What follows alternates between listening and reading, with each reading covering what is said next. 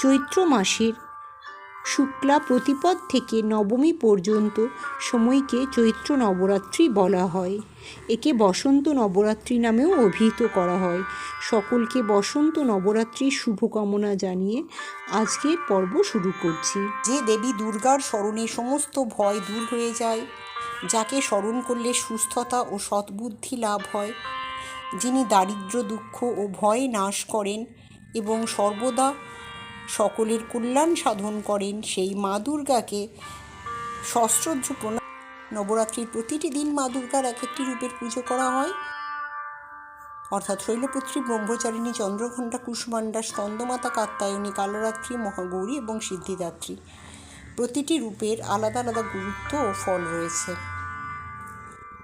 এই চৈত্র নবরাত্রি শুধু উপবাস নয়, এটি আত্মার শুদ্ধি, শক্তির জাগরণ এবং জীবনের নতুন সূচনার দ্বার। চৈত্র নবরাত্রি শুরু হলেই জেগে ওঠে এক অদৃশ্য শক্তি। শাস্ত্র অনুযায়ী নবরাত্রি ব্রতের গুরুত্ব অপরিসীম। এই ব্রত পালন করলে ধন সম্পদ, বুদ্ধি, সুস্বাস্থ্য, সন্তানের প্রাপ্তি, দীর্ঘায়ু এবং শেষ পর্যন্ত মোক্ষ লাভ করা সম্ভব। নবরাত্রি হলো সনাতন ধর্মের এক মহা উৎসব।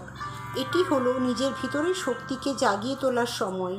এই 9 দিনে মা দুর্গার 9টি রূপ আমাদের জীবনের ভয়, বাধা, দুঃখ ও অন্ধকার দূর করে আলো ও শক্তির পথে নিয়ে যান। নবরাত্রির 9 দিন দেবী দুর্গার 9টি রূপের আরাধনা করা হয়ে থাকে। প্রথম দিন দেবী শৈলপুত্রী, দ্বিতীয় দিন দেবী ব্রহ্মচারিণী, তৃতীয় দিন দেবী চন্দ্রঘণ্টা, চতুর্থ দিন দেবী কুষ্মাণ্ডা, পঞ্চম দিন দেবী স্কন্দমাতা, ষষ্ঠ দিন দেবী কাত্যায়নী, সপ্তম দিন দেবী কালরাত্রি, অষ্টম দিন দেবী মহাগৌরী ও নবম দিন দেবী সিদ্ধিদাত্রীর আরাধনা করা হয়। চৈত্র নবরাত্রি সাধারণত উত্তর ও পশ্চিম ভারতে সাড়ম্বরে পালন করা হয়।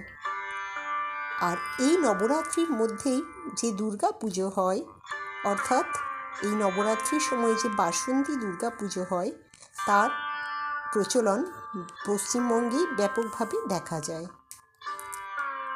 এই বাসন্তী পূজার অষ্টমীর দিন অন্নপূর্ণা পূজার প্রচলন রয়েছে। চলতি বছর অর্থাৎ 2026 সালের চৈত্র নবরাত্রির ইংরেজি দিনগুলি এইরূপ: 19শে মার্চ থেকে শুরু করে 27শে মার্চ। 19শে মার্চ অর্থাৎ প্রতিপদ, যেদিন দেবী শৈলপুত্রীর পুজো দিয়ে পুজো শুরু। তারপর দ্বিতীয়া, তৃতীয়া, চতুর্থী, পঞ্চমী, ষষ্ঠী, সপ্তমী, অষ্টমী। এই দিনগুলিতে যথাক্রমে দেবী ব্রহ্মচারিণী, চন্দ্রঘণ্টা, কুষ্মাণ্ডা, স্কন্দমাতা, কাত্যায়নী, কালরাত্রি ও মহাগৌরীর পুজো করার শেষে 27শে মার্চ নবমী অর্থাৎ শেষ দিন দেবী সিদ্ধিদাত্রীর পুজো করা হবে। সেই দিনই নবরাত্রির সমাপ্তি।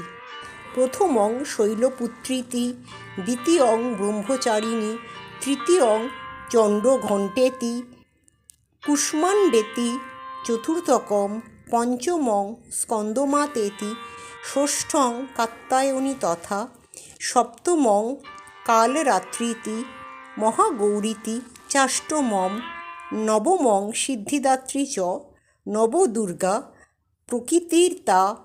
এই নবরাত্রিতে প্রতিদিন ভক্তি ভরে নবদুর্গা স্তোত্রম পাঠ করাকে অত্যন্ত পুণ্য ও পবিত্র হিসেবে ধরা হয়। এটি খুবই ফলদায়ক।